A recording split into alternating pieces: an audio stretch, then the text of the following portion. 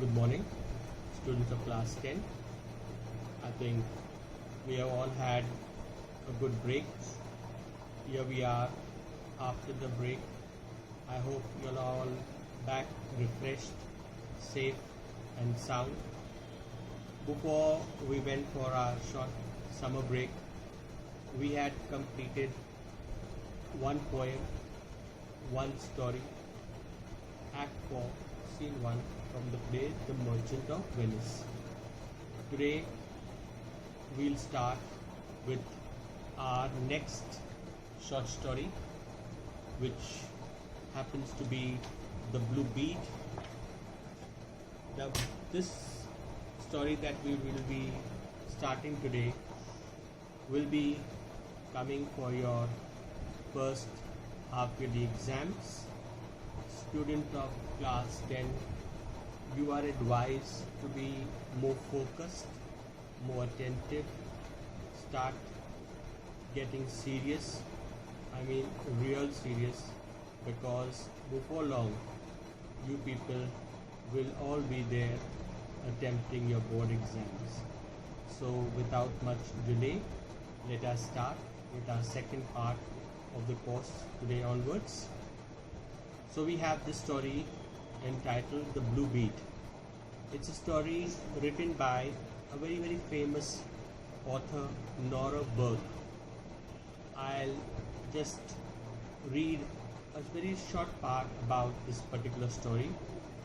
So in The Blue Bead, Nora Burke, the author, paints a vivid graphic picture rich in detail. The entire story basically is about this very brave, extraordinary brave little girl by the name of Sebia, and the detail with which Nora has focused facts and figures in this story is a masterpiece in itself.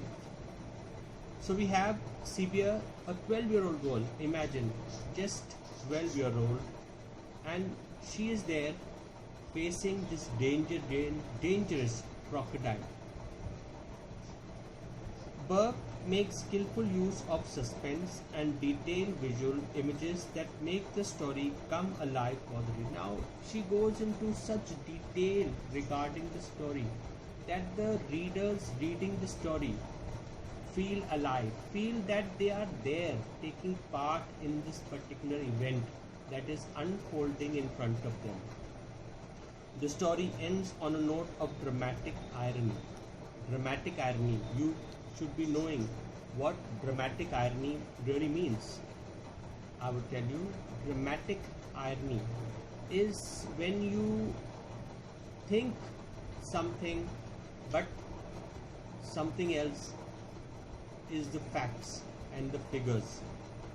So here we have the story, The Blue Bead. I'll read it line by line. I will be explaining it. Some words are there. You keep your books in front of you. I'll be telling you all the meanings of those words, so you all can immediately write the meanings down also. Okay? From the deep waters came the crocodile. Now the beginning only, the author is focusing on this particular crocodile, and it's a very dangerous crocodile. You know, crocodiles have great strength. When they attack someone, when they make someone their meal, it is very difficult to save yourself from a crocodile attack. So the author is showing us this location where this particular crocodile lived. From the deep water came the crocodile, out of black water. Black water out here indicates stagnant water, water that is not running. And here the crocodile had set up its camp. Here the crocodile was living for many years. So out of the black water, curved with whirlpools and into the frill of gold shallows by the stepping stone. So the crocodile happens to come out from this water, not flowing water, and when it is coming out of the water, whirlpools are forming. Whirlpools are when you drop a piece of stone into a pond or into water, you find circles forming on that water. That's the whirlpool. So when the crocodile comes out, when it was coming out, it shows how the water is circulating around it. He was twice the length of a tall man. Now take the average height of a man. It could be 5, 6 feet, 6.5 feet. So this crocodile in itself was around 10 to 12 feet. Imagine a 10 to 12 feet crocodile. And inside him, among the stones which he had swallowed to aid digestion, rolled a silver bracelet. Now this could be imagination put by the particular author, in where the author is telling us that as this crocodile is coming out of the water, in the author's imagination, the author could see stones in the belly of this crocodile. Belly is the stomach. Usually, like we human beings, when we get some type of sickness, especially to do with our digestion, we take medicines. Crocodiles don't visit doctors, they don't have medicines. So when they have an indigestion problem, they take in pieces of stones. So the stones go into their stomach, the stone churn whatever is in their stomach, and that helps in digestion. Authors imagining there could be many amount of stones. It says along with the stones, the author is also saying that there is silver bracelet. Now what does the silver bracelet mean? The silver bracelet means that there could have been a time when this very crocodile has made a human being its meal. That why in the crocodile's stomach, the bracelet of that particular lady is still there. It can't be digested. So the crocodile's stomach is having different things still stuck there, unable to come out. Timber was being floated down the great Indian River from forests further up. Now this river was a flowing river. Timber are pieces of wood. Now you have done like in geography, when these lumberjacks cut logs of wood, they chuck those woods in the river, frozen river, and when the river water melts, this piece of wood they come floating down.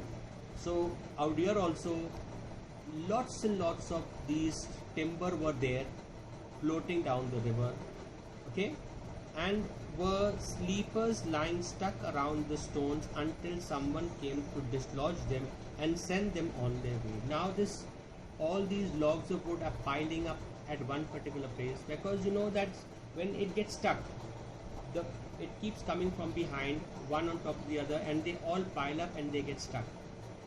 But there are people there to see that these timber do not get stuck. So the people who are there in charge of all this work, they come on inspections, and sometimes they see these pieces of timber stuck. They have these long poles. They go and with the poles they disturb the water, let loose those timber pieces, and the timber pieces again start to flow down.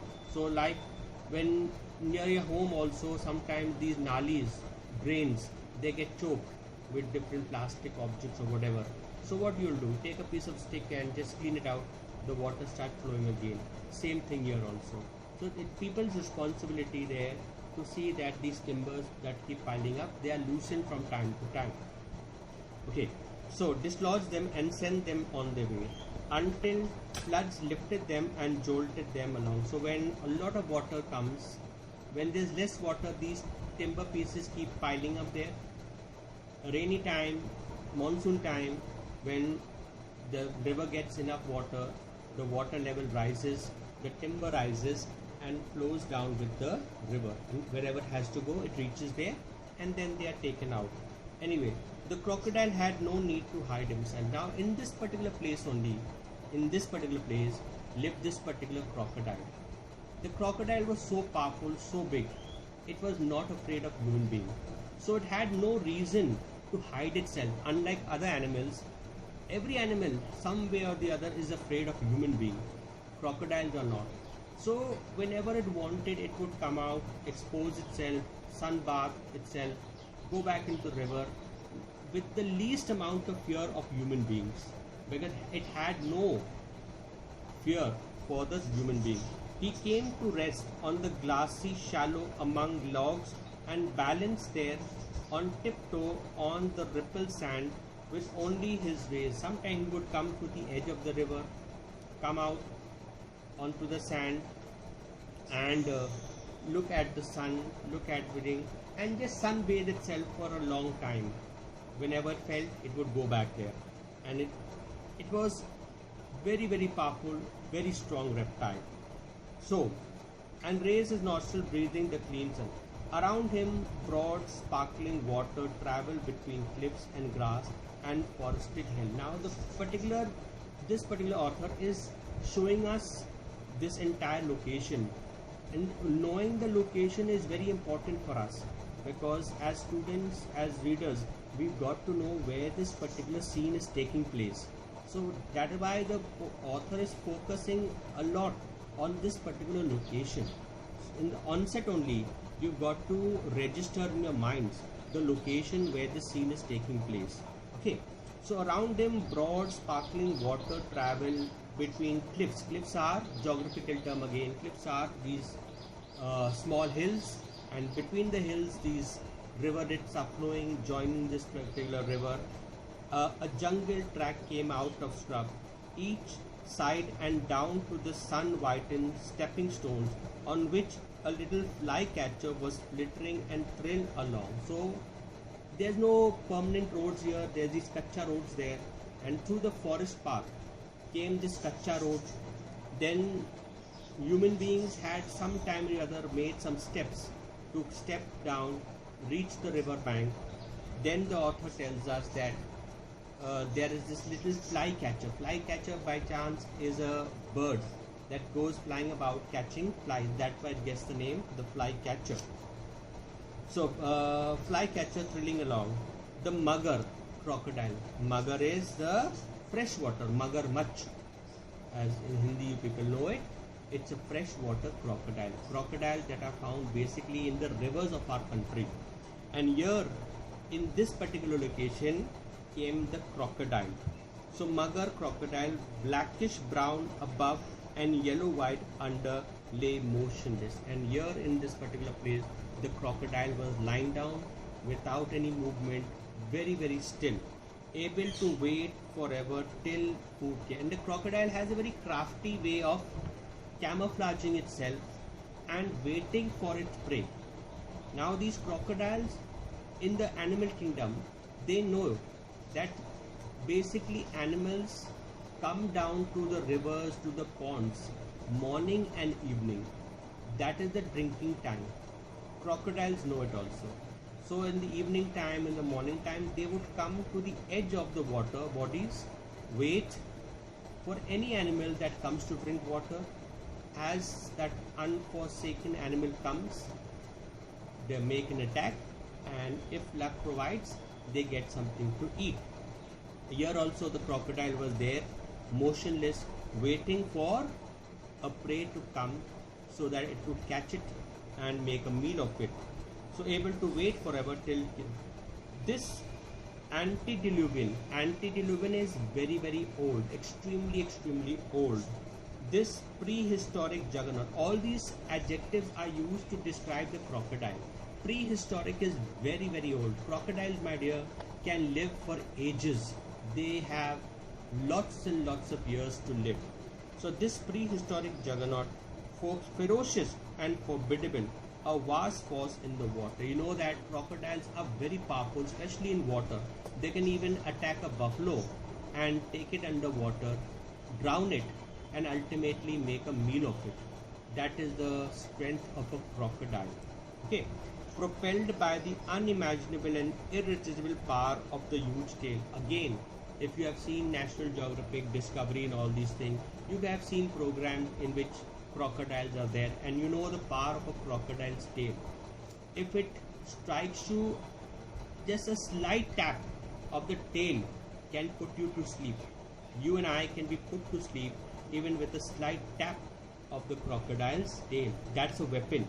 That's a way of it protecting itself, defending itself against powerful enemies also. Okay. So propelled by the unimaginable and irresistible power of the huge tail, lay tapped by ripples, a throb in his throat, his mouth running almost the whole length of his head. Imagine now, it's such a big mouth it has, right from one side to the other side. The entire mouth is there, was closed and fixed in that evil bony smile. Now the crocodile, when it eats anything, the expression that comes on its face is that of a smile. It's just an expression, it's not smiling, but we might look at it and think that it is smiling. So where the yellow underside came up to it, it was tinged with green. Now the coloration of a crocodile is, the top part of the body is greenish brownish, the belly, that is the down part of the body, is yellowish greenish. So when a crocodile turns, when a crocodile flips over, you can see the belly part is quite different to the top part. Top part is dark, the belly part is whitish, greenish, yellowish. So we're going to go very slow with our chapters. I'm making sure that I go slow so that y'all are able to focus, y'all are able to get a better understanding. We have ample of time. Time is of no problem to us now. So every class has an individual class for English. So the children are there. After every chapter, like you have been given a notice already, given a message already, there will be test, live test. So make sure you follow these videos that I keep sending. Once the chapter is closed, I will give you a link. We can all meet up there, discuss. I'll put forward some questions. You ask me your problems, your difficulty. So I think, my dear children, that's enough for the day today. We will meet with our next class whenever, maybe tomorrow, day after, whatever, and we will continue from here. Thank you. God bless.